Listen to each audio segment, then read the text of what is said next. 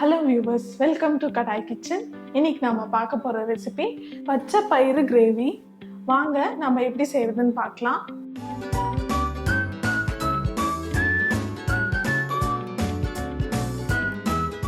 பச்சை பயிறு கிரேவி செய்ய முதல்ல நம்ம ஒரு பேன்ல 10 ml எண்ணெய் சேர்த்துக்கலாம். எண்ணெய் சூடானதும் நாம கொஞ்சம் சீரகம் சேர்த்துக்கலாம். சீரகம் நல்லா பொரிஞ்ச உடனே ஒரு 2 பச்சை மிளகாய் கீறி வச்சிருக்கேன், அதையும் சேர்த்துக்கலாம்.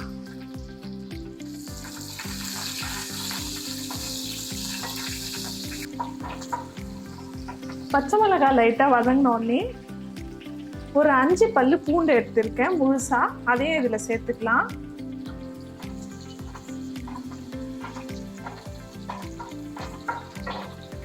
பூண்டு இந்த அளவுக்கு வதங்கின உடனே நாம் வெட்டி வச்சிருக்க ஒரு பெரிய வெங்காயம் சேர்த்துக்கலாம்.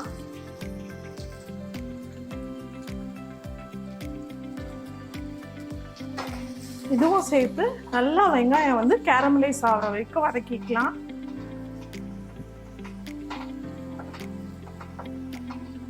இந்த பச்சை பயிறு உடம்புக்கு ரொம்ப நல்லது. சின்ன குழந்தைங்கள பெரியவங்க வரைக்கும் சாப்பிடலாம். எஸ்பெஷலி டயபெட்டிஸ் பேஷண்ட் சாப்பிட்டா அவங்களுக்கு ரொம்ப நல்லது. இந்த கிரேவியோட ஸ்பெஷாலிட்டியே நீங்கள் சப்பாத்தி, இட்லி, தோசை, அப்புறம் ஜீரா ரைஸ் இது எல்லாத்துக்குமே வச்சு சாப்பிட்டீங்கன்னா ரொம்ப நல்லாயிருக்கும். இப்போ பார்த்தீங்கன்னா வெங்காயம் நல்லா வதங்கி வந்துடுச்சு. இப்போ இந்த ஸ்டேஜில் நாம் 1 டீஸ்பூன் இஞ்சி பூண்டு பேஸ்ட் சேர்த்துக்கலாம்.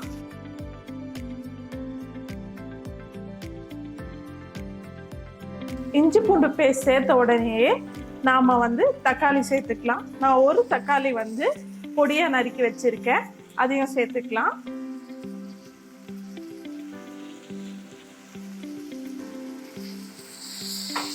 இது எல்லாமே சேர்த்து நல்லா மசிஞ்சு வர அளவுக்கு நம்ம வேக வச்சுக்கலாம்.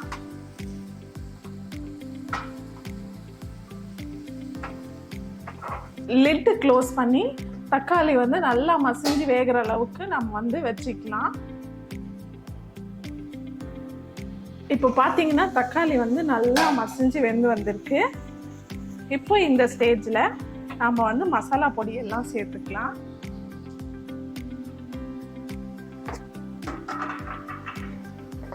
ஃபஸ்ட்டு இந்த கிரேவிக்கு தேவையான அளவுக்கு உப்பு நான் 2 டீஸ்பூன் உப்பு சேர்த்துக்கிறேன்.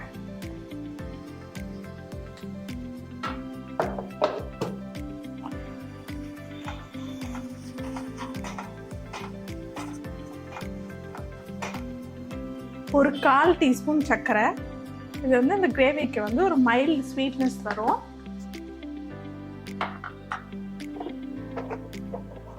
ஒரு டீஸ்பூன் நம்ம காஷ்மீரி சில்லி பவுடர் சேர்த்துக்கலாம்.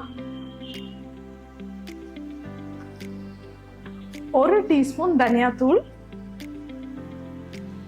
1 டீஸ்பூன் கரம் மசாலா. இது எல்லாம் நம்ம நல்லா மிக்ஸ் பண்ணி விட்டுக்கலாம்.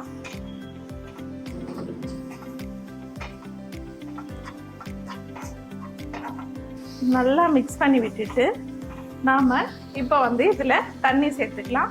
நான் ஒரு 200 ml தண்ணி எடுத்து வச்சுருக்கேன், அதையும் இதில் சேர்த்துக்கிறேன்.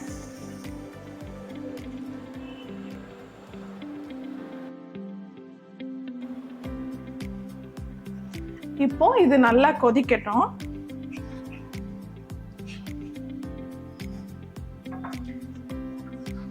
நாம் திரும்பவும் லிட்டு க்ளோஸ் பண்ணி இது கொதிக்கிற அளவுக்கு வெயிட் பண்ணலாம். இப்போ பார்த்தீங்கன்னா நம்ம கரெக்டாக 2 மினிட்ஸ் கழிச்சு ஓப்பன் பண்ணால் இது பார்த்தீங்கன்னா நல்லா கொதிச்சு வந்திருக்கு. இப்போ இந்த ஸ்டேஜில் நம்ம வேக வச்சிருக்க தட்டைப்பயிரை இதில் பச்சைப்பயிரை ஊற தட்டைப்பயிரை நீங்கள் ஊற வைக்கணும். அப்படியே நல்லா வாஷ் பண்ணிட்டு மீடியம் ஃப்ளேமில் ஒரு 4 விசில் விட்டு எடுத்துக்கோங்க.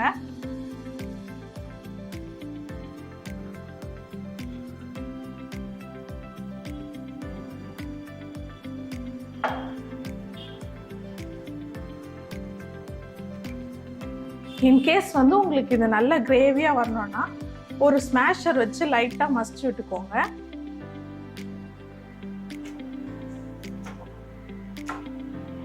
இது போதும். இப்போ திரும்பி இதை க்ளோஸ் பண்ணிட்டு நாம் வந்து ஒரு ஆல்ரெடி 2 மினிட்ஸ் ஆயிடுச்சு, இன்னும் ஒரு 8 மினிட்ஸ் வந்து இதை இப்படியே வேகட்டும். இப்போது இதில் நாம் ஒரு 1/4 டீஸ்பூன் நெய் சேர்த்துக்கலாம். நெய் சேர்த்துட்டு நல்லா மிக்ஸ் பண்ணிவிட்டு நம்மளோட கொத்தமல்லி தழையை தூவி இறக்குனா நம்மளோட சூடான சுவையான பச்சைப்பயிறு கிரேவி தயார். நீங்களும் உங்கள் வீட்டில் இதே மாதிரி ட்ரை பண்ணிவிட்டு எப்படி இருந்ததுன்னு மறக்காமல் கமெண்ட் செக்ஷனில் சொல்லுங்கள். தேங்க்ஸ் ஃபார் வாட்சிங்.